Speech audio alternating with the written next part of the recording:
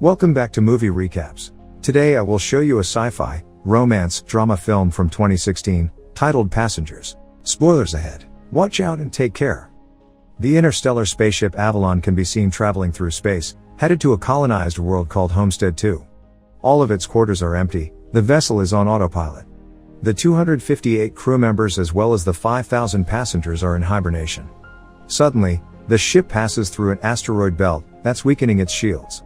Power is diverted to the main shield, but the ship is on a collision course with a giant asteroid. Suddenly, the asteroid collides with the ship, causing various malfunctions. The ship begins self-reparations, but one of the hibernation pods activates. The passenger awakened is Jim Preston, a mechanical engineer. His pod opens and an automated system helps with his awakening, telling him that he spent 120 years in suspended animation and that the ship is only 4 months away from Homestead 2. He's told that he will be able to spend that time enjoying the luxurious aspects of the ship. Jim receives instructions about his ID band, his cabin and the primary activities he's to take part of, prior to the arrival on the planet. Excited and nervous to meet the people on the ship, he gets ready, leaves his cabin and walks into an automated class meant for an entire learning group. Jim looks a little anxious, as the hologram explains the situation on Earth, calling it overpopulated, overpriced and overrated. It tells him to hold his questions to the end of the lesson, but Jim keeps asking why he's the only one there. He realizes that the hologram can't answer him and goes to search for other people. He gets to the main concourse of the ship. No one is there either, but an automated informational desk offers to help. Jim asks to talk to a real person and it sends him off to talk to a steward, but when he finds that no one is there too, he asks to speak to the captain. When he gets to the bridge, even though he doesn't have access to go inside, he can see that none of the main crew is awake either. Jim eventually goes to the observatory, where he finds out that the ship is actually 90 years away from Homestead 2. He realizes that he woke up too soon, so he rushes back to the concourse and sends a message back to Earth asking what he should do, because he doesn't know how to get back into hibernation. The communication system informs him that the overpriced call to Earth would take approximately 55 years to get an answer back. Jim is devastated. He walks around and finds the ship's bar, where he sees another person. As he's talking to the bartender, something seems strange about him. When he goes to get him a drink, Jim realizes that he's an android. It's called Arthur. Jim wants to find out more information from him, but he can't even explain to the android how it's possible for him to be there ahead of time. Jim wakes up in his cabin the next day and goes to the cantina, where he quickly realizes that most of the things on the menu are reserved for gold-class passengers only. He gets his plain coffee and tries to figure out how to fix his hibernation chamber. After he gets all the tools, he manages to get it operating and lies down inside of the pod. But nothing happens. Next, he decides to use the tools he found to get into the crew's hibernation chambers. That doesn't work either. Small malfunctions happen around the ship. Jim keeps returning to the bar to drink, but mostly to talk to Arthur. The android gives him some advice that convinces him to break into one of the gold-class rooms and try to have some fun on the ship. Jim tries all the restaurants, the games, the entertainment system. But as time passes, he becomes even more miserable to be there alone. One day, he gets drunk and wanders around the hibernation pods, when he stumbles into an airlock with spacesuits designed for spacewalks. Jim gets into a suit and goes to the airlock, pushes a lever and then the button to release the airlock door. Once outside the ship, he's mesmerized by the view. He's the only conscious human being experiencing that moment in time. Jim releases the magnets on his boots and floats in space, feeling devastated. He comes back inside, takes off the suit, but goes back to the airlock without it on. He pulls the lever, ready to end it all, but changes his mind in the last moment, runs back inside and slips on a bottle. Jim stands up and is instantly drawn to a woman in one of the pods, named Aurora. He searches for her files in the directory and listens to her passenger interview, becoming enamored with her. Later he's seen sitting next to her pod, still listening to her interviews. Back in the bar, he's reading some of her work and is talking to Arthur about her writing. He becomes obsessed with the irony of his situation, going to another planet for a better life, waking up early and not getting there, and finding his perfect woman, only for her to be out of reach. Jim keeps thinking about her and starts getting the idea to wake her up too. He talks it over with the android, but he doesn't understand the conundrum. If he wakes her up for his own benefit, he'd be stranding her there with him, to die on the ship. Jim decides against it first, but as time goes by he can't let it go, until one day, he changes his mind. He goes to her pod and manages to activate it. As she's waking up and going through the same process as he did, he hides and goes back to his room. A little bit later he goes to the main concourse, hoping to find her. And there she is, just as confused as he was a year ago. Jim tells her they're the only ones awake and takes her to the observatory. Then he tells her that he can't get to neither the crew, nor the main commands of the ship. Aurora freaks out and wants to get back into her pod. When they get to it, Jim explains that there is no special equipment on the ship that can help them get back into hibernation, effectively telling her that they're stranded. They go back at the concourse and he tells her that she should rest, since she just came out of hibernation. She feels sorry for him, having to spend more than a year alone on the ship. Jim goes back to the bar, feeling regretful about what he did. He asks Arthur not to tell Aurora that he was the one that woke her up. The next day, Aurora wakes up. She goes back to the concourse and asks the automated info desk about the hibernation pods. Jim joins her there and they go to get breakfast. As they leave, the info desk has some sort of malfunction. In the cantina, Aurora realizes that Jim has been eating the same breakfast for more than a year and gets him one of the gold class menus. They talk about the possibility to fix the pods, but, unlike Jim, Aurora isn't ready to give up. She searches through the infirmary, then goes through research documents, eventually ending up at the crew's hibernation quarters trying to break the doors open. Jim notices more malfunctions throughout the ship. Sometime later, Aurora laments about her life on the Avalon. She writes, jogs around the ship and swims in the pool, becoming more and more aware of her situation. She goes to the cantina to interview Jim, thinking that his story might be interesting. She asks why he immigrated to the colony. Jim answers with slogans from the company first, but then further explains that he hopes that on the new world he could be somebody, he could build a life. Later, they end up in the observatory and Aurora finally shares her reason to be there. Unlike the other passengers on the ship, she has a round-trip ticket. Her idea was to go to Homestead to live there for a year and come back to Earth, to become the first journalist that has ever done that, writing the greatest story that ever was.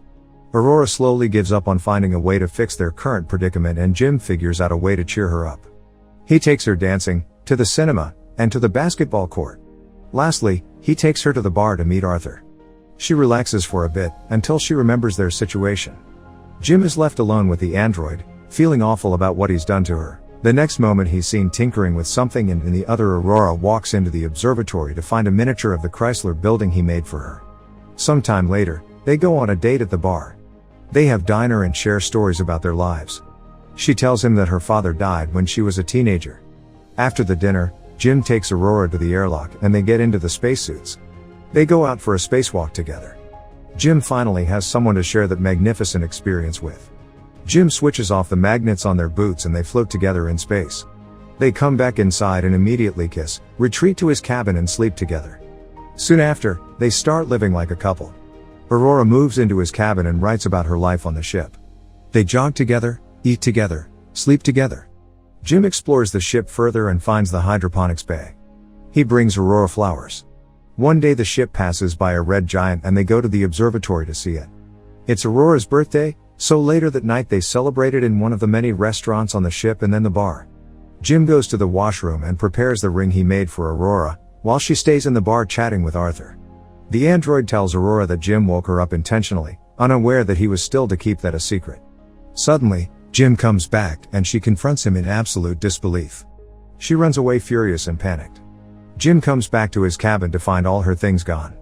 He runs into her in the cantina the next day, but the moment he speaks, she runs away. Aurora is desperate. One night she goes over to Jim's cabin, punching and kicking him, wanting to kill him. Talking to her over the comm because she keeps avoiding him, Jim tries to apologize and explain his actions to her. He tells her he fell in love with her, but Aurora doesn't care. She can't forgive him for taking her life. One night, as Jim is in his cabin, another malfunction happens. The ship faces a critical error and the main command shuts down. Later, he walks into the elevator and it malfunctions. Aurora walks into the main concourse and sees that Jim has planted a tree there. Then, she goes to the cantina, where the food dispensary is also malfunctioning. Suddenly, both of them hear the voice of the deck chief over the comms, asking who planted the tree. They both run into the concourse and see Gus Mancuso standing in front of Jim's tree. They introduce themselves and tell the chief about the situation. He doesn't understand how 3 pods could fail.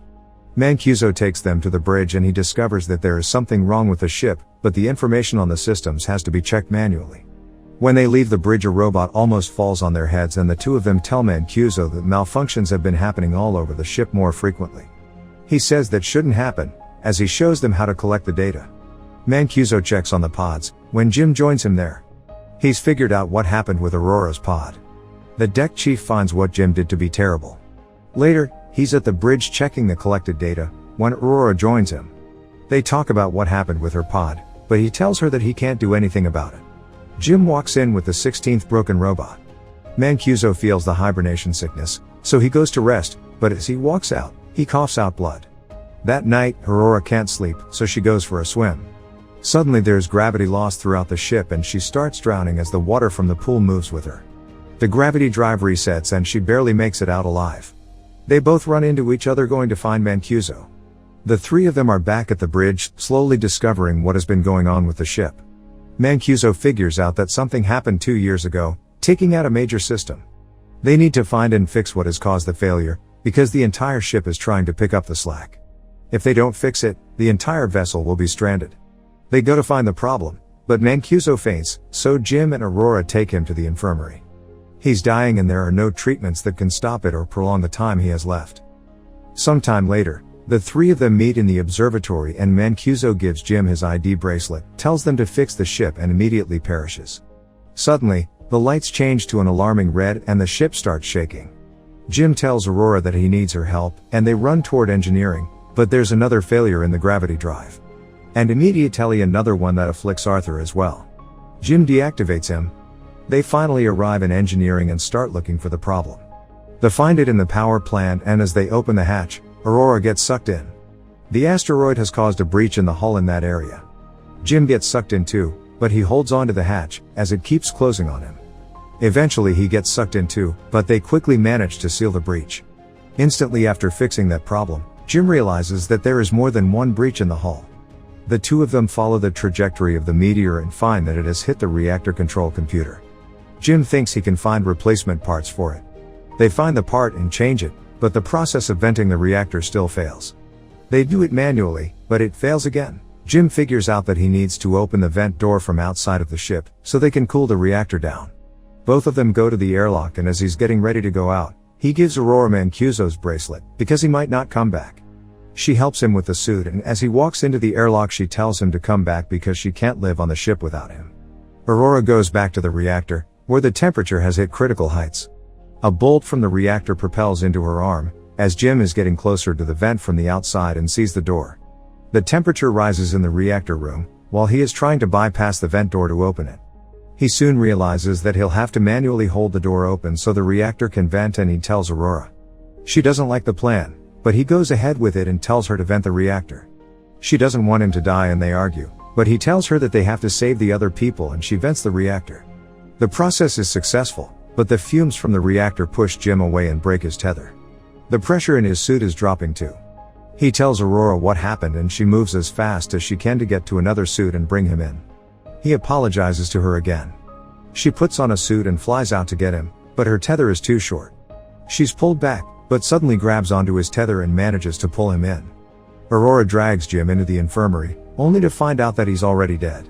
She uses Mancuso's bracelet to override the medical protocols and to resuscitate him. The medical pod does the work automatically and revives Jim. Aurora forgives him. Later, Aurora fixes Arthur and they give Mancuso a proper space burial. Jim takes her to the infirmary and tells her that he's found a way to use the medical pod as a hibernation one. He tells her to get inside the pod and ride out the rest of the journey in there. But, as is later revealed, she declines and decides to stay with him, awake on the ship. Jim finally proposes to her and they live out their lives on the ship. 88 years later, the Avalon arrives on Homestead 2. The crew wakes up and finds the ship in a very unexpected state. Aurora leaves them a message, retelling the story of the life her and Jim had on the ship while the rest were sleeping. Make sure to subscribe and turn on notifications so you can watch more videos like this. Thanks for watching.